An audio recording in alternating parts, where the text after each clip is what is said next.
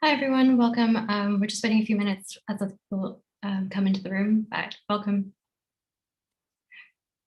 Welcome to those who are joining us for the first time, and thanks for those who are returning. I know a few of you are based in London, but it'd be good to get a sense of who else is in the room. If you want to let us know where you're based, you can use the chat function.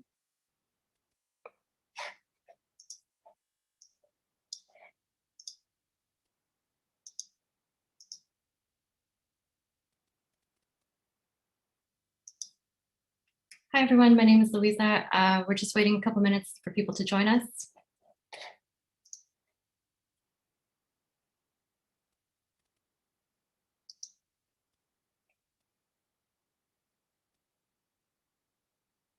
Great. I think we'll make a start now then. Hi, everyone. Thank you for joining us. It is early afternoon here in London, and my name is Louisa Oliette, and I'm curator of talks and events at the Photographers Gallery. We're delighted to be, sorry, for a second, I thought I was on mute. Anyway, we're delighted to be here for the Durjoy Bangladesh Foundation's From Here to Eternity Symposium, featuring a range of artists, curators, activists, and theorists. Today's discussions are part of a wider program of public talks and special events for the Sunil Gupta Retrospective, which will be on view again when we open our doors later this spring. Today, we'll be reflecting on the ways in which LGBTQ+ activism and networks have manifested across photography and visual culture from the 1970s to present day, looking at the complicated ways they intersect across multiple geographies. Here with us now are Flora Dunster and Webb-Ingall in a session entitled Activism Through Photography, which will be moderated by curator Karen McQuaid. Together, they will examine documentary practices and AIDS activism in the 80s in video and photography. Each presentation will be roughly 15 minutes. Following that, we will move to a panel discussion and later contributions and questions from you. You can submit your questions through the chat function here, or they can be posed directly by electronically raising your hand using the Zoom function, and then we will ask you to unmute yourself. This session should last roughly just over an hour. Do note we are recording this, so if you do not wish to be filmed, please turn off your camera. We are approaching this event in the same way we do all of our public programs, which is with the aim of creating a form of trust and mutual respect, so please keep that in mind. We look forward to seeing you again here during some of our other online activity, and even more hopefully in person in the gallery soon. Thank you again for joining us, and now to Flora Dunster. Thank you, Louisa. I'm just going to share my screen, which hopefully you can all see this. Yeah. Great. Yeah, so thank you, Louisa, for the invitation and also to the morning panel, which was really excellent. If you weren't able to be there, it was, yeah, it was really great.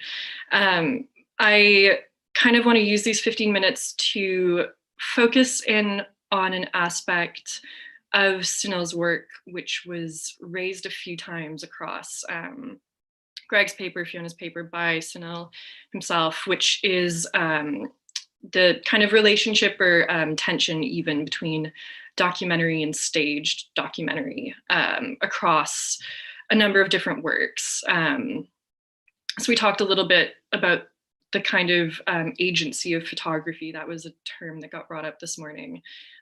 So I kind of want to pivot a little bit towards thinking about, like I said, this relationship between documentary and staged documentary is more of possibly an activist strategy.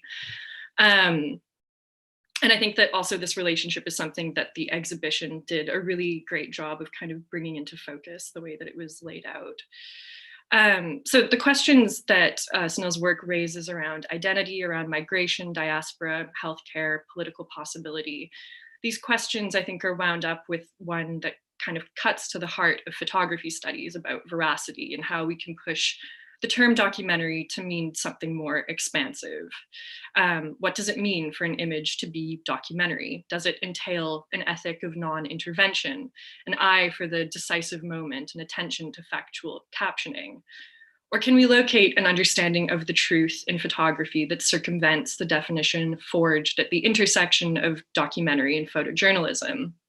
And if there is a more expansive understanding of what documentary means, what can that do and what can it allow for politically? So this is the kind of question that I want to bring to the table. I'm proposing that the sort of central question of Sunil's practice, what does it mean to be a gay Indian man? This question that he reiterates over and over again is tied to questions about photography itself, and that these questions become more self-conscious and more deliberately articulated as his work develops and moves between national contexts. So his body of work doesn't just document gay Indian identity, but questions what gay Indian means in different places and at different times. It shows us identification as a process. And the camera, with all its baggage, and perhaps because of that baggage, is what makes this questioning possible, because the truth of the photographic image is equally unstable. I should also sort of say that I don't think I'm really going out on a limb by proposing that this is a key sort of aspect of Sunil's work, which, you know, as we saw this morning, if you saw the exhibition, if you know a bit about his trajectory as a photographer, you know that he's moved through different schools of practice and theory over the course of his career. His concerns as a photographer intersect with concerns regarding the ontology of photographic technology, and each informs the other. This is also true of a lot of work in the 1980s, a lot of queer work in the 1980s, especially as identity politics kind of comes to the fore of critical theory and academic activist discourse. It's certainly also true of work being done by his collaborators and peers, some of whom were brought up this morning, especially those working in the really thriving kind of British lesbian photography scene. So photographers like Tessa Boffin and Boffin and Sunil's collaborator, Jean Fraser. So this kind of co-determined interest in queer identity and cameras, what it means to take a photo, is something which I think is really kind of prevalent across this moment. All to say, I'm not really proposing a radical reading here. The shared concerns between queer as an identificatory process and photography as a deceptively unstable medium have also been discussed by other scholars, people who are in this conference today, like Theo Gordon and Laura Guy, relative to this moment of British photography in the 1980s. That said, I do think that it's kind of important to go back to this point and to look at this place of overlap, because it is really key to situating Sunil's work, and I think to highlighting how important his practice is to a kind of history of British photography in particular, and to activist photography. That overlap being what it means to experience or to live through a process of identification, and what it means to take or make a photograph. So that's what I kind of want to focus on from here on out, how his use of photography changes over time relative to different sites, and crucially, how that change offers different answers to his central question: what does it mean to be a gay or queer Indian man? So this was brought up this morning as well, but Sunil began to take photographs in Montreal for gay liberation publications like Gayzette. Some of these were visible or were exhibited right at the sort of beginning of the retrospective. And most of these images are kind of straightforward reportage, right? They show a widely documented moment, which is the moment of gay liberation, but in a local context, not as frequently pictured as New York or San Francisco or even London. And alongside photos like this, which is this kind of incredible crossover between a 1st of May workers' march and the gay contingent within that, we get photos like this. So we have images of a political event, a politicized moment, presented alongside images which specify that moment by bringing into focus the relationships and experiences particular to Sunil as a young immigrant in Montreal and a young gay immigrant at that. So from a kind of documentary perspective, we get both the kind of having been there, which is staked through the picturing of these key events, but also the assertion of presence through self-portraiture, which is another really crucial overlap. this is a series that we've already discussed a bit.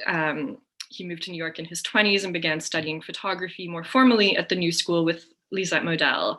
Modell's most famous student was Diane Arbus. So there's a kind of genealogy to note here in terms of a sort of kind of gaze, an ethic around where and how to make photographs, unsentimental, a bit furtive, this style of street photography, which is taking place at the margins, but blowing those margins up and bringing them into view, right? So his most well-known series from this time, the Christopher Street series, kind of reflects that approach and also serves as a continuation of the work being done in Montreal. So this moment of gay liberation, kind of being in the right place at the right time. These photographs have often very rightly been read as an act of cruising. So Sunil walking around the gay village, using his camera both as a buffer between himself and the men he encountered, but also as a, quote, way of having them all. So a means to index and take stock of the scene. So this having serves as both the transmutation of cruising as a sexual practice, but also having in the sense that documentaries kind of classically founded on, setting up this relationship between photographer and subject, the index of the photograph, letting us have the subject long after they've passed us by. One thing that I wanted to kind of pull out from this series, which I think is worth noting, is that the men pictured on Christopher Street aren't strictly white. I think that's kind of important to focus in on. Like his photographs of Montreal, the question, what does it mean to be a gay Indian man, is very much at play here, right? For all the assumptions that we might have regarding gay culture in the 1970s, I wonder if a part of having them all in the act of cruising here extends to having a place amongst them. So we have this Black man in shin-high fry boots and this patterned sweater strolling through the same space as a South Asian man with these robust sideburns and this kind of buttery leather jacket, bell-bottom jeans. So, you know, through cruising, Sunil not only picks them up, or in this case, marks them down, in the act of photographing, he registers his own place amongst them. And so we start to get at one answer to his question in these works, right? What does it mean to be a gay Indian man is literally visualized either through gay Indian subjects or through his relationship to subjects as a gay Indian man. But there's a shift, a really notable shift, when his practice moves to London. And I unpacked this a little bit more. A lot of this, I should also say, is kind of drawn from an essay which I wrote for the issue of Third Text, which was co-edited by Fiona Anderson, who spoke this morning. We get a shift when we get to works like Exiles, like Reflections of the Black Experience, towards a gay Indian image, where we're jumping forward about a decade. So Sunil's gone from studying at the New School to Farnham to the Royal College of Art, which, you know, is an even more traditional art school, but at this point is surrounded by these debates in the UK around the meaning of photography, the effects of photography, and importantly, the possibility of photography. So this is the moment of a really politicized photo theory, right? Writers and artists like Victor Bergen, Joe Spence, John Tagg, working in the sort of particular context of the UK alongside the sort of cultural studies happening in Birmingham with Stuart Hall, alongside the very politicized Greater London Council, this moment of resources being a bit more invested into community art spaces and conversations around identity-based organizing, in particular, being really sort of key to the tone of the way people are approaching photography, but also activism more broadly. And so in this context, a kind of shoot from the hip style of documentary, which lets us have the subject, or which gives us, you know, this sort of classic idea of the trace or the presence of an event, comes under interrogation. So we've moved from talking about choices which are made to affect an idea of truth, of presence, whether, you know, given that the truth of photography is always partial, we've moved to thinking about whether a staged image can also then be understood as true. So truth posed on the terms of the subject rather than just those of the photographer. And I think that this is something, the sort of importance of those conversations was brought up this morning around the gay switchboard work, the fact that that work was sort of shut down or not shown because the people in it didn't want it to be. So a kind of sensitivity between photographer and subject rather than a sort of perhaps dynamic of control or authority. And we're also thinking at this moment about how the tension between photography's instability and its indexicality makes it the kind of ideal medium to picture identification as a process of flux, which these conversations I think are crucial to understanding the shift from Christopher Street to Exiles, both of which are bound by this desire to interrogate what it means to be a gay Indian man, but also perhaps what it means to look like one. But which at the same time have a very different tone, not least in the dynamic between subject and photographer, like I said. In both series, the men pictured seem largely unaware of the camera, but whereas in Christopher Street, they're kind of pulled out of a stream of this urban melee, and in Exiles, they're posed with their backs, in most of the images, deliberately turned. So this shift from documentary to staged documentary gives us different answers to this central question. It gives us different avenues and different ways of getting at what gay Indian means without waiting for gay Indian to present itself as a documentary subject.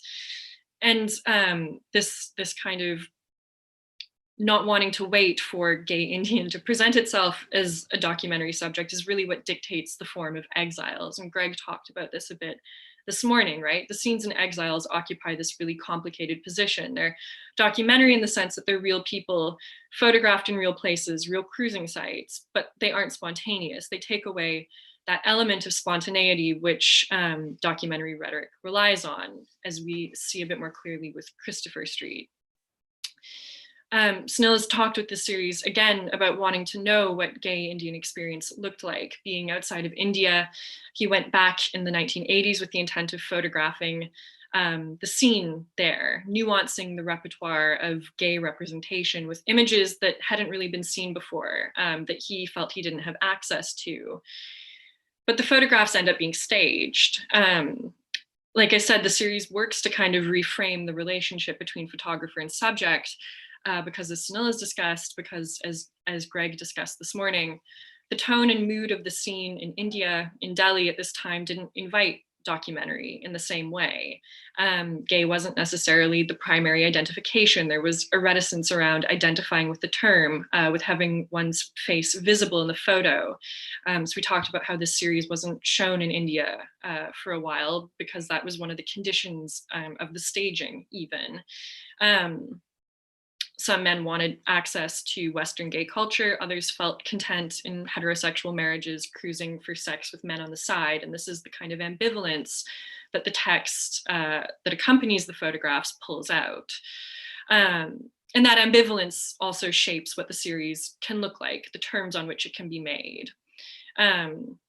So one thing that I've proposed about this series is that rather than kind of literally exposing its subjects, what it does is work with them to consciously privilege culturally specific codes and signifiers outside of a Western purview that nonetheless allow a kind of differently figured understanding of identity, of identification to come through without gay being the kind of primary signifier or term used to kind of bracket the photographs. So all to say, right, that the scenes in Exiles had to be staged in order for the photographs to happen, because finding the kind of image that they offer in situ would have been difficult. And if it could be found, would we then be spilling over into questions about documentary's ethics? What does it mean to take a photograph of someone who doesn't want their image circulated? And in this case, to out someone, and to out someone in foreign terms. And again, these are the questions that also get raised with the gay switchboard work. The facts that maybe the form of that series wasn't something that the subjects anticipated, and those problems with form being what kind of limited that series' circulation in the moment that it was made. On the flip side, we might wonder whether the fact of the staging compromises the photographs we're presented with. If the point is to intervene in the repertoire of representation to show what a gay Indian man might look like, does the staging undermine their ability to do so? But it's this tension around what constitutes the truth of the subject and the truth of the photograph, which I think offers one of many possible answers to Sunil's question.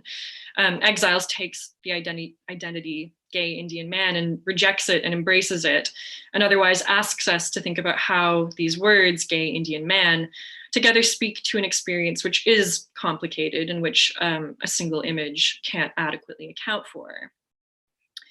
So we have these photographs of men that the photographer really did meet at real cruising sites or through real queer networks, but who are deliberately pictured in deliberate poses, in deliberate locations, coupled with these fragments of text, which are taken from recordings made by Sunil with the men that he met. But the fragments aren't necessarily synchronous to the photographs. And so there's a further element of displacing a straightforward idea of the truth, and that the caption doesn't match the subject. But perhaps more to the point, the captions don't match with each other. This is this kind of ambivalence, which I've already mentioned. The captions are inconsistent. And taken together, the series stops short at giving us a narrative or a picture of identity.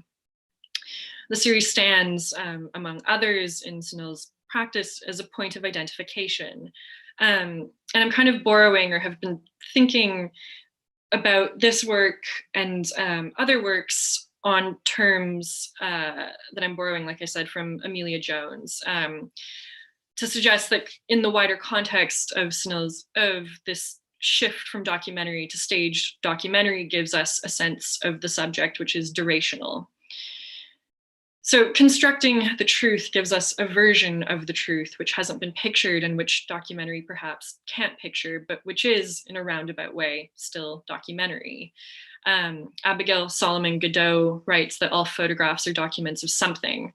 And it's this something that we start to get in works like Exiles and others being made around the same time. So works like Pretended Family Relationships, works like Towards a Gay Indian Image, which is a series that I don't know very much about, but which I would love to know more about. They're documents of something, a something which is affected by formal strategies that guide our reading by the fact of the staging itself.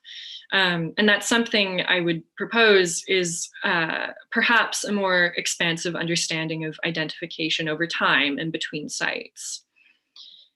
And this, I think, like I said, kind of loops back to the position that I think Sunil kind of occupies within the British photography scene at this time, asking questions about what a photograph can be made to do, a kind of perhaps more activist lens on photography and queer photography in the context of events like Section 28, but also in the context of these kind of post-colonial conversations that are happening around the GLC and other community art spaces.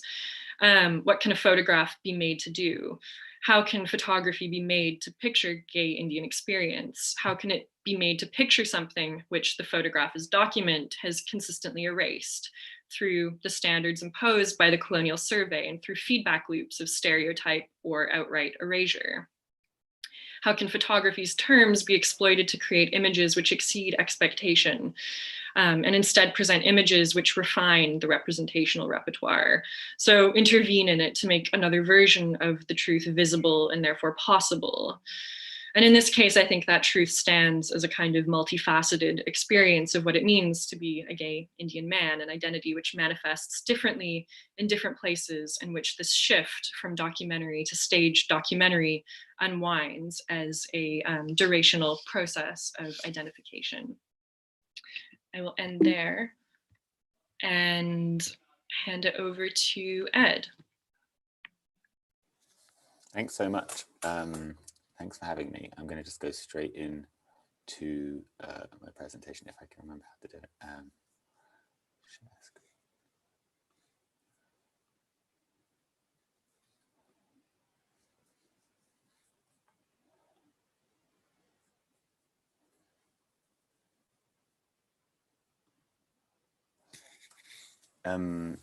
In Sunil's show at the Photographer's Gallery, a short film is projected onto a wall. Two young men flirt with each other in a playful and candid back and forth.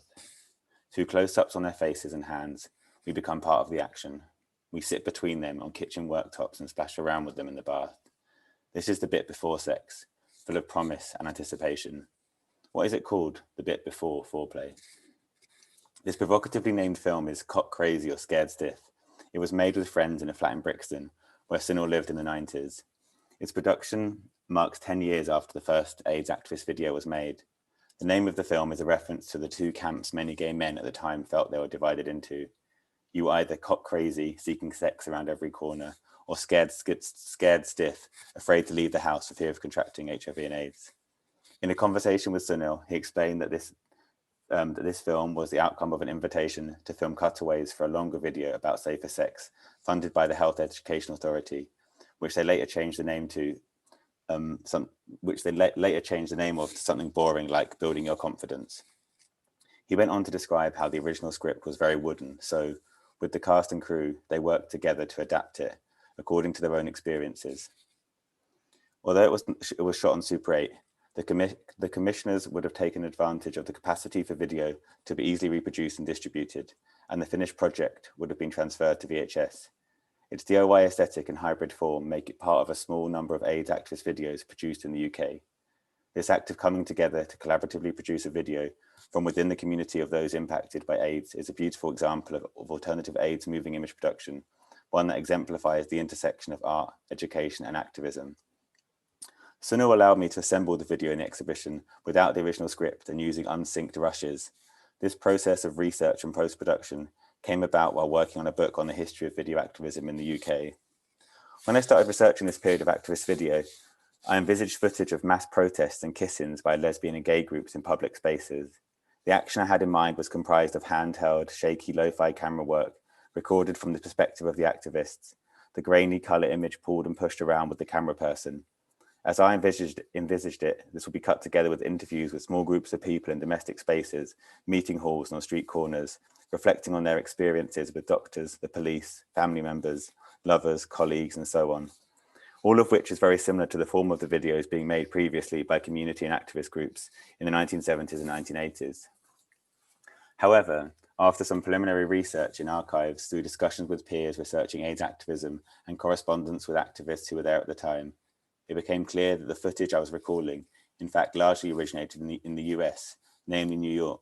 A gap appeared. A question arose. Were these kinds of videos even made in the UK? And if so, where are they now?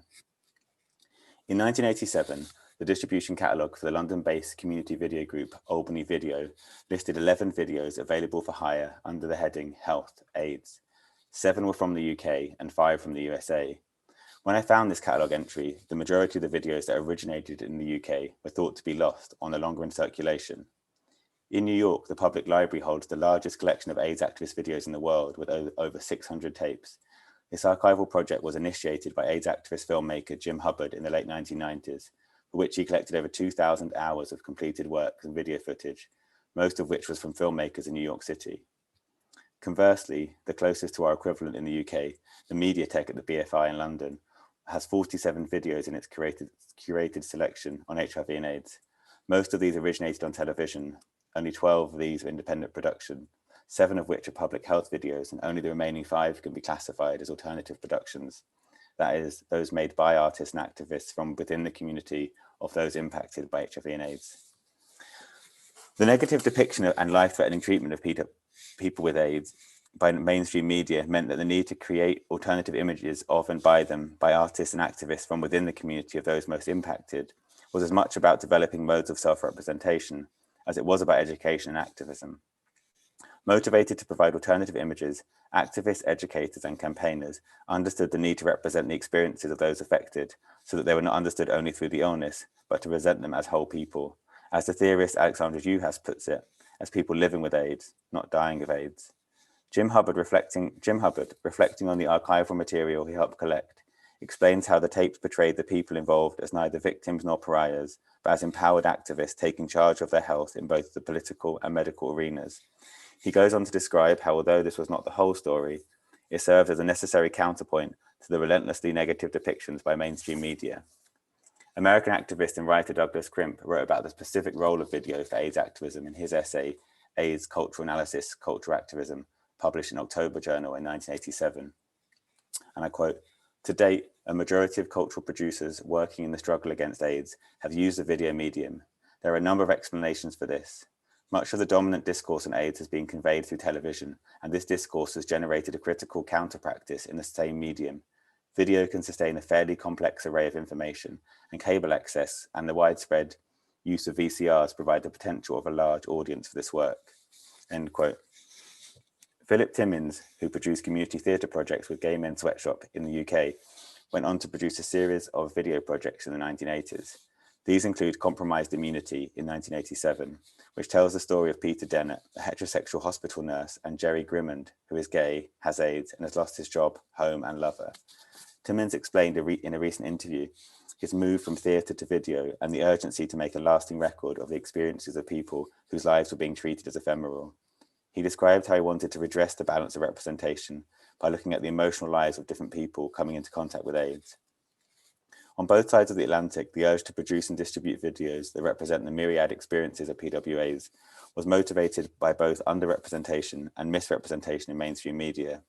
These AIDS activist video projects are indebted to a history of cultural production that understood the necessity of self-expression, the politics of self-definition, and the power of speaking in our own voice. As historian Tom Follen explains, the history of AIDS media exemplifies the desire to use the media to speak in your own voice is initiated by the knowledge that if you do not do so, it will never happen to your liking. Mainstream television in the UK continued to represent the experience of people with AIDS as one of three characters described by activist and archivist Jim Hubbard as the white gay man wasting away from AIDS, the innocent victim, and the drug abuser of colour. This included programmes with the following titles: AIDS, the Victims in 1985, and AIDS, the Last Chance, Part 1 and Part 2 in 1986, both produced by Thames Television. Horizon on the BBC broadcast Killer in the Village in 1983.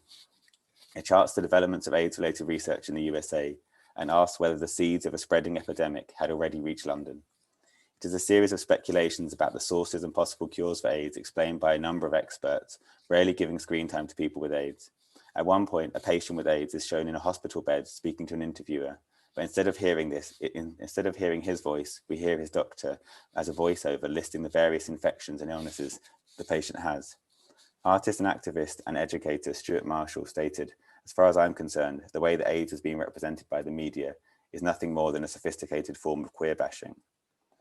As a response to the majority of AIDS-related programming on broadcast television and the widespread demonization of homosexuality, by the mid-1980s, there was a move by some video makers towards the production of erotic, safer sex videos, similar to Cock Crazy or Scared Stiff, made to affirm the values of gay liberation. This work sought to re-sexualize gay men by redefining sexual acts and sexual pleasure. In the USA, these videos included Chance of a Lifetime, produced by Gay Men's Health Crisis, made in 1985, the Canadian artist Richard Fung's Steam Clean, made in 1990, and in the UK, there were two safer sex VHSs produced with Simon Watney through the Terence Higgins Trust in 1992, which used commercial porn director Mike Esser, The Gay Man's Guide to Safer Sex, and Getting It Right, Safer Sex for Young Gay Men. The artist Anna Thu also made Cling Film in 1993, which is one of the first films in the UK to confront heterosexual ignorance about HIV and AIDS. In it, the repressive, fear-mongering education tactics of the media are shunned in favour of a spirited, full-frontal attack on censorship.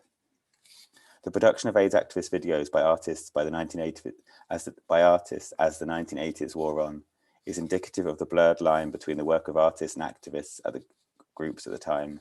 As Tom Follen has noted in his writing on AIDS activist video in Canada, the seemingly opposed agencies of video art and video activism appeared to be united when it comes to one political issue: putting an end to the AIDS crisis. While continually less money is being allotted for the research and development of hundreds of promising drugs, gay and AIDS communities have been utilizing video to counsel and promote safer sex, educate, empower, and mobilise people. In the UK, the artist Anna Thu, who previous to Cling Film made the AIDS film poem Eros Erosion in 1990, Christopher Newby made Relax in 1991, and Stuart Marshall, who made Kaposi Sarcoma in 1983, notably the first AIDS activist video, and followed it up with Bright Eyes and the video installation at Journal of the Plague Year in 1984. Further afield, other artists making AIDS videos included the German filmmaker Rosa von Braunheim's A Virus Knows No Morals, a black comedy about the AIDS epidemic, made in 1986, and American artist Barbara Hammer's Snow Job, The Media Hysteria of AIDS, also made in 1986, which examined the public ignorance, stigmatization, and attitudes towards the illness. By 1987 in the UK, British filmmaker Pratibha Parmar made Reframing AIDS, which is still in circulation and was listed in the Albany catalogue. It's comprised of cultural critics, activists, and media commentators moving the discussion of HIV and AIDS away from the conservative and bigoted positions, and instead places the focus on the experiences, feelings, and activities of lesbians and gays speaking openly about how they've been affected and how they are challenging dominant perceptions of AIDS. Parmar summarised her video project as follows: I wanted to show how lesbians and gays of colour in the UK have been affected by the government's responses to the AIDS crisis, which includes increased state surveillance, police harassment, and more immigration control mechanisms. In the same year, British artist Isaac Julian made This Is Not an AIDS advertisement, excerpts of which feature in Parmar's video. It consists of video manipulated Super 8 sequences of the Grand Canal in Venice, Julian with his lover, and images of the work's title flashing in neon lights, all set to a soundtrack that repeats the lyrics: feel no guilt in your desire, feel no guilt in your desire, feel no guilt in your desire. The work of Pratibha Parmar, Isaac Julian, and Sunil Gupta are indicative of the way in which the multiplicity of approaches to AIDS activist video engendered myriad strategies, created urgent opportunities, and opened up spaces for communities whose experiences and needs both intersected and differed. To finish, I'd like to end with a quote by Stuart Marshall, who made what I think of as the first AIDS activist video a decade before Sunil, observed in his analysis of approaches to AIDS activist videos. AIDS offers us the possibility of building alliances that do not yet exist. Our differences are to be welcomed, and our similarities are to be built upon. Furthermore, these differences should be raised to the level of representation. Since commencing this research, I've now located 18 AIDS activist videos in the UK, made between 83 and 93. And I hope to make many of these available through the London Community Video Archive website.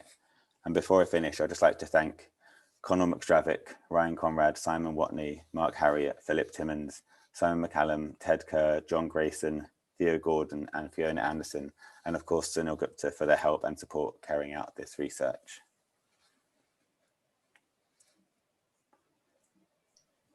Oh, wow. Thank you both so much. Thank you, Flora, and thank you, Ed. They were really comprehensive and generous presentations. Just to dwell for a second maybe on something that Ed said just one moment ago, which was alliances that do not exist yet. I think there's been a really lovely sort of crisscrossing of research from this morning's sessions and these sessions, and as Sunil has pointed out, there is a real resurgence in interest, and I think it's really, really nice to know that you all have alliances to each other, and that's come out in these presentations, and that's really lovely.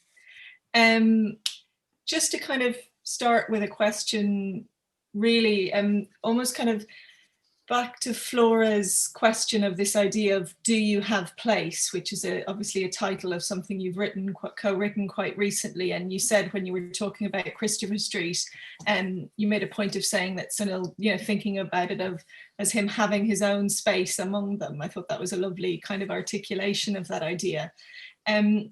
It's really clear when we look at kind of queer activism, when we look at photography, even just when we look at life, really, that, in any decade, at any point in time, we're not all in the same space at the same time. And I think, Sunil said this morning, how could 8 hours on a plane make such a difference? But it does. And so if we think about something like the differing timeframes for dismantling something like Section 28 or Section 377, even though, one was inherited from the Indian version was inherited through a kind of a British colonial, it was very much an inherited piece of legislation. Or if you think about something like the idea that Sunil arrived in London very much wanting to make Christopher Street 2.0, you know, in colour, but just couldn't because presence on the street, you know, there was simply no space allocated, public space allocated to being kind of to that open, out and proud street life. So I suppose just a question really about, with all these differences across continents and across time and space, with activism itself and the sort of organizational structures, something like the GLC, funding streams that were really generative for Sunil's work, all of this is reformed across time, and all of this is at a very different point in the various different communities and locations, you know, and Sunil's work is always very located. And I'm wondering, what do you think maybe has been lost or gained in some of those shifts that have happened in more recent years? If that makes any sort of... It was for you, Flora, right? That was yeah.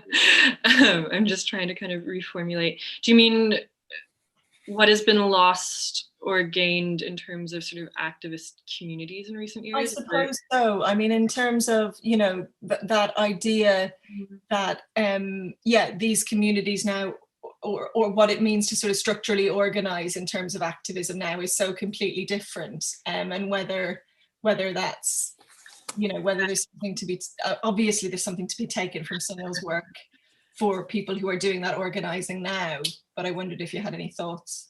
Yeah, I mean, I don't know, I think the thing about his practice, and actually Ed kind of opened up onto this a bit, bringing in the context of like HIV/AIDS video work, which I think is much more explicitly a kind of activist endeavor than perhaps than the photographs,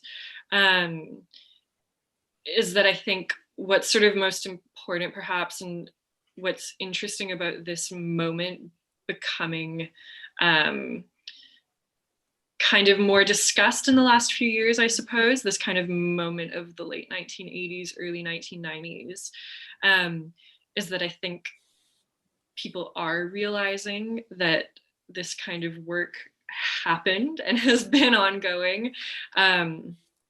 There's always that sort of, you know, when enough time has passed, it's usually like 2 or 3 decades to be able to go back to something, and it has felt like the last sort of 5 or 6 years has been that moment for, I think, the early 90s in particular. But, you know, something that I was thinking about, especially as Ed was talking, was the sort of context at the moment of It's a Sin just having been released, and suddenly this sort of wave of conversation of people trying to figure out where this information comes from, or what happened in the 80s and the 90s, especially in the UK, feeling like that's not something that had ever been discussed before, that it's this thing to discover, when it's not. And when people have been doing this work over the course of decades.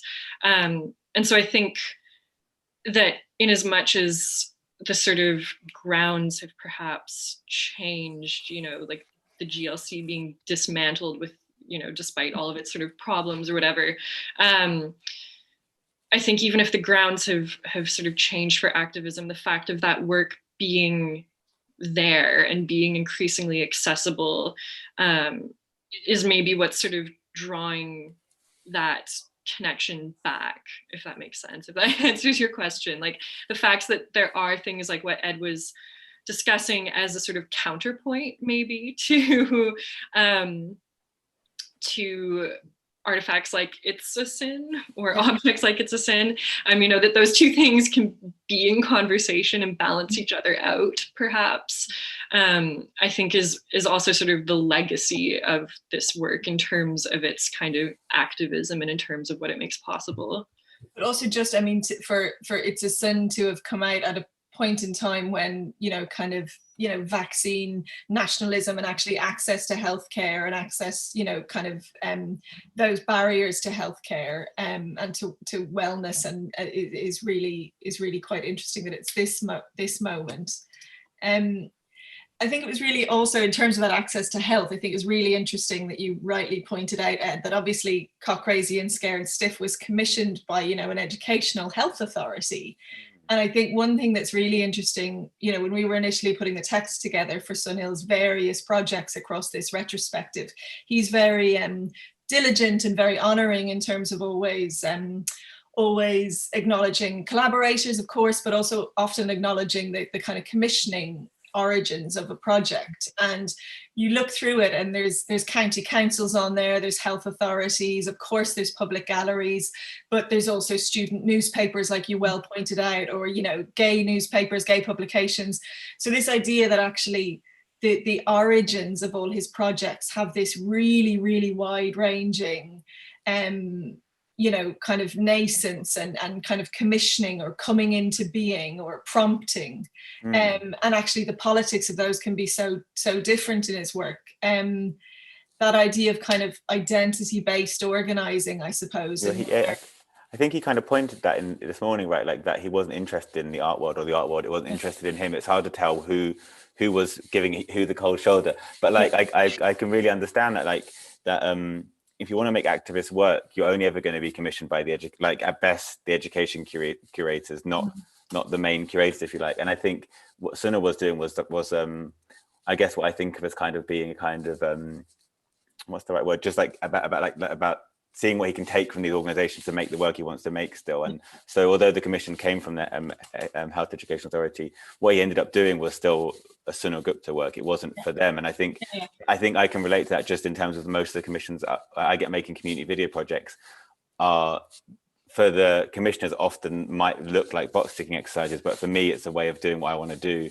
once I get the funding. So I think it's understanding that kind of slipperiness that you have to kind of inhabit when you're an activist engaging in the art world in different ways, I suppose, and finding ways to kind of be what I consider like a Trojan horse, if you like, trying to enter these institutions under the guise of something else, and then try to, if not dismantle them, at least reflect them back at themselves in different ways. And I think, yeah, I just felt so lucky to find that work and then for him to give me permission to try and make it. So yeah, when I met him in the studio, he had this like just like, it was a massive file with no sync sound, loads of clips, and no sense of a storyboard. And I just kept watching it back, like trying to work out like what's the story here. And because they're just like flirting with each other, like it's really cyclical, and in a way it kind of works so well on the loop because they never fuck, they just talk about having sex. And I find that kind of, it's so hot, and like there's something so beautiful about it. Both the actors also in terms of collaboration were in they were in Looking for Langston earlier, and I think Sunil met them on set when he was photographing on set for that. So there's again that kind of sense of community and that kind of blurriness was also in that video as well.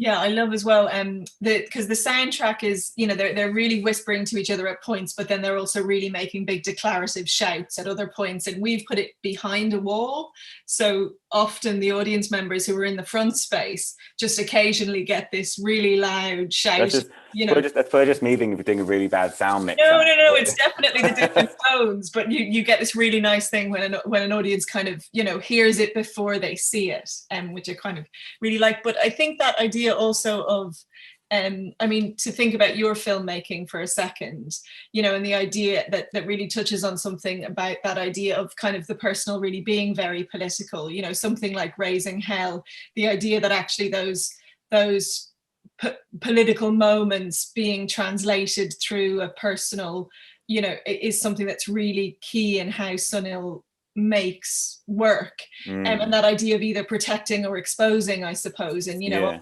often he's bearing, you know, his own body. Often he's bearing his body in moments of illness and vulnerability. And then you look at something like Exiles, and he's kind of performing a sort of a shielding activity for other people to sort of protect them. So that difference, I suppose, between exposure and shielding and how that works and how that changes through the work, I find really interesting. I think there's so much trust in that, right? Like, I think when I write about like community video practices, I think of these kind of terms of insider and outsider, and Sunil was really operating as an insider in those spaces. He could gain trust. You also develop a shorthand as an insider. You know what kind of questions you can ask, what's okay to talk about, and that kind of you're kind of instinctively protective in different ways, and also proud, right, in different ways. And you're able to demonstrate that through what you decide, what you collectively decide to share or not share. And I think with that work, with other work I do where I feel much more of an outsider, that's a very different negotiation, I suppose, as to what gets seen and what gets shown. But yeah, I think you definitely see that level of trust and intimacy in Cot Crazy or Scared Stiff, and like fun and like sex and playfulness, and I think that's all in there as well. And I guess that also that you just touched on there, that idea of pride as a kind of an active, you know, as a counter to sort of, you know, the various ways that societies kind of put shame on young men and young people for all sorts of reasons. And that idea, I mean, you talked, you know, it was spoken about this morning specifically in relation to Christopher Street, that idea of sort of, you know, I think Alana pointed it out, that idea of kind of prideful display being really, really key. Sorry, is that a question? Is that just no? I think it's just a statement. Sorry, I wanted to make sure. But something you touched on earlier, I thought was quite important, that Flora was talking about this idea of what's changed, if you like. And I think for me, it's about, I think about this a lot, it's about the public and the private, and you see that in Sunil's work, and this idea of like the lack of public space and the privatization of public space makes the urgency of this work more apparent to me, and the need to be out, and the need to be public, and need to be visible feels harder and more important, and not more important, sorry, as important as ever, but maybe more difficult to do, because of there is so little public space to access. And I think that's the kind of, I always talk about this, not always, but I refer a lot to this idea of bodies in rooms and being visible and meeting in real life being so important. And I mean, you can see like like Sunil's work was made from those communities that met in real life, right? Like that was such an important part of the work. Yeah, I think that's really interesting as well. And Sunil himself brought it up this morning also, how that's really being transformed through apps and through, you know, the way that people kind of reach out and connect to each other and want and desire each other, and kind of move towards moments of want and desire in terms of sexuality now, in terms of, we commissioned a young photographer to do a work about Soho, and, you know, Dara Soden, and a big component of his work was about standing in Soho and using Grindr and the apps, and kind of looking at how that space is really closed down through the way that whole, you know, the idea that cruising doesn't exist now because it still exists. Yeah, no, but sorry, I mean, yeah, of course. I mean, I suppose for a lot of people, it's been completely transformed. Yeah, for sure. To a way where that physical contact, you know, that sort of the desire before, I suppose a little bit, we're talking about like before the moment, like you said, like the pre moments when you're actually before foreplay. Yeah. I have something to add to that quickly, just what you're saying about sort of bodies and rooms and the sort of community texture, I guess, of activism, which is that I think that's actually, for me, what always feels really important looking at pretended family relationships in particular. Like Greg pointed out this morning, that some of the people are real couples, some of them are kind of these fictionalized couples for the purposes of kind of talking back to Section 28. But whenever I look at that series, what I always get from it is that it kind of indexes the scene.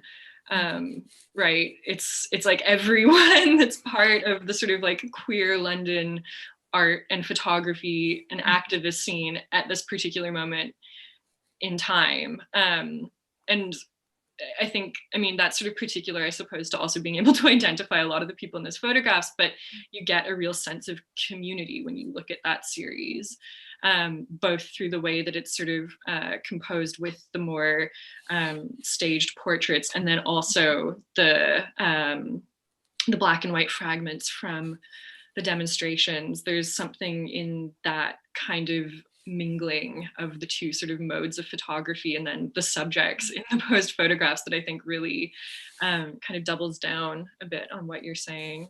I think that's really interesting as well in terms of actually the activity of the photographs and the life beyond their making, I suppose. And I think I remember talking to Sunil once, and he was talking about kind of the origins of ecstatic antibodies, and himself and Tessa being in, you know, I'm not sure what the meeting was, whatever meeting would have been allocating funding for one thing or another. And, you know, the vast majority of the people in the room being very confident that direct action was the way that the investment and the time and the money should be spent, and the case they really had to make to actually say, hang on, no, if you can give us money to make an art show about this, actually there'll be space for careful, considered, kind of new, maybe more nuanced way of the public thinking about these issues that are dealt with in the media, often in such a, you know, kind of rough and uncareful way.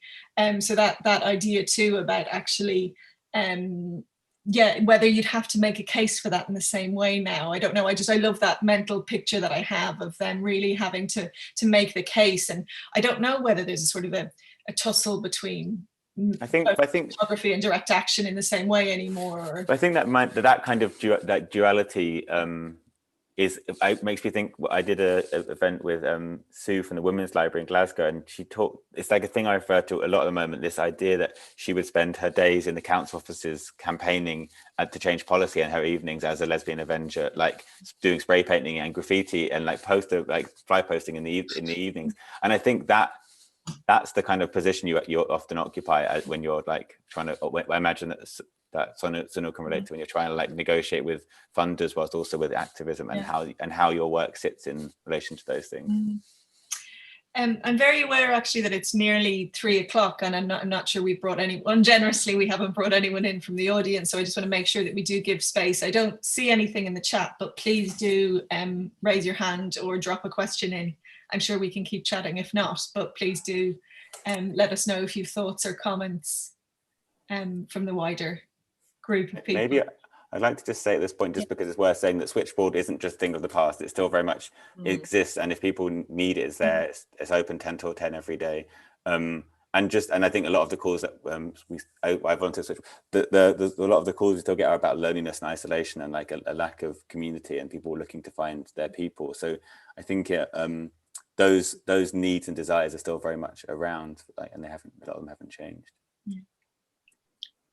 Actually, this sort of goes back to maybe something, the first question that you brought up, Karen, though, but I think that in terms of like where these spaces of activism maybe still exist, or the sort of through lines, building off of what Ed just said, I think in terms of addressing like loneliness and isolation, like this kind of space, I think is sort of precisely one of the responses, and particularly spaces where like we can have conversations like about Sunil's work, but also with Sunil. I think that's something which has been brought up a lot by people who are in conversation with him, is this kind of like intergenerational dialogue where conversations are being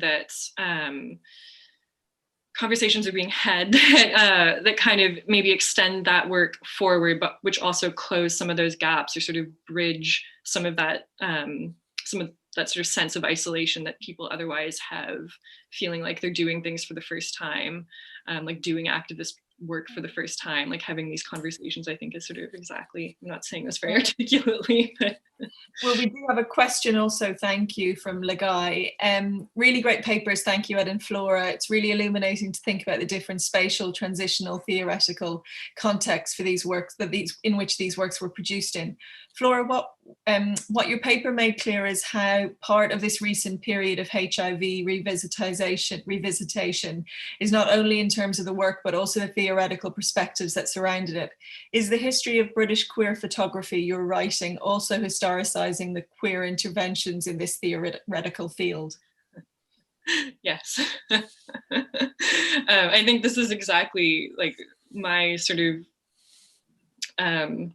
take on Sunil's work, or aim, I suppose, is really to emphasize how important his role was and is as a photographer, but also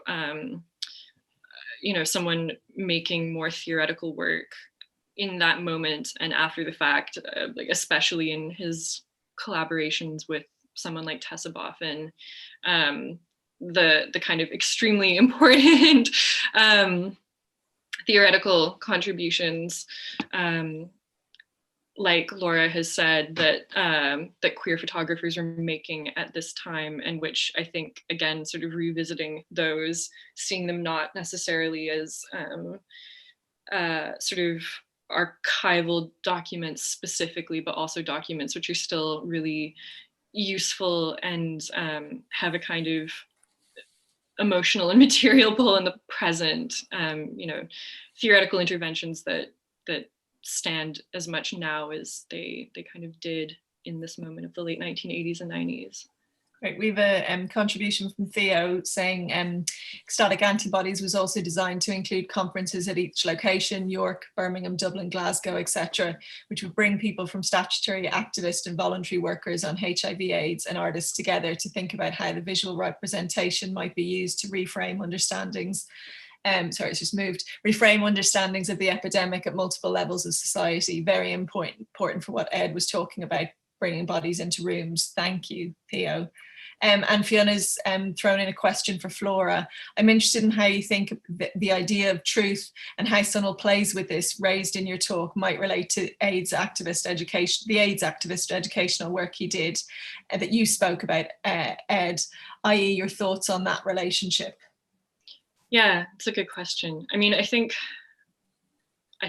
a lot of, you know, even thinking about something like ecstatic antibodies and the idea of sort of resisting AIDS mythology narratives around AIDS, I think the relationship to this sort of idea of the truth, which sounds so sort of like Inception-y when you say it too many times, I think kind of comes down to me, for me at least, to just sort of shifting the boundaries a bit, shifting the kind of goalposts, I suppose, if that makes sense. Like, which especially with ecstatic antibodies, I think meant refiguring that discourse. And this goes back to Laura's question as well, in a British context, rather than kind of relying or leaning on American work so completely. So just sort of shifting the representational frame or the sort of terms of dialogue to allow for perhaps a different angle, which is, you know, cut out by the terms that were kind of previously in existence. I think that would be my answer to it. Just sort of reframing the dialogue. Yeah. I think we've probably kind of just about gone to our time or over our time, unless anyone has anything burning. I know we have another session at 4:30, and I'm assuming, Louisa, that the same Zoom link will work for anyone. Can I just say yes, can I say one, just that when just on the It's a Sin thing, I remember when I first read about it like a year and a half ago, and I remember writing to Russell T Davies just like on Twitter or something, being like, I'm doing all this research into AIDS activist video because this one video, Compromised Immunity, I thought would be really interesting, but he never got back to me. But I was really like, when I was watching it, I was like, I wish he'd seen this stuff, like the textures of that. Yeah. Obviously he was there, but just like some of the material was so specific. But yeah, never mind. Oh, that's a pity. Yeah, missed opportunity. Thanks to everyone in the room. That was really Thanks for having us. Thank you, Louisa, for coordinating. Nice to meet you, Karen. Thank you. Thanks for your contributions, Laura and Ed. Just to answer your question, Karen, we will be using the same Zoom link again, so I can just put you in the waiting room, or you can relog in once we start the session at 4:30 local London time. And anyway, I just have to say some other thank yous. Thank you, Karen, also for your support today, and to Francesca Pinto for their support in getting today off the ground. And of course, again, to the Durjoy Bangladesh Foundation. And lastly, to you all for your ongoing commitment to the gallery and to your contributions to this afternoon's discussion. As we said, we're taking a bit of a break and we'll resume here at 4:30. So that's like an hour and just over an hour and a half now, or just under an hour and a half. And anyway, I hope you're all okay. Please keep checking our website for information and updates for our forthcoming program, and hopefully see you in just over an hour with Prem, Sahib, and Allan DeSouza and Anna Danneman. Thank you both so much. Thank you, Ed. Thank you, Flora.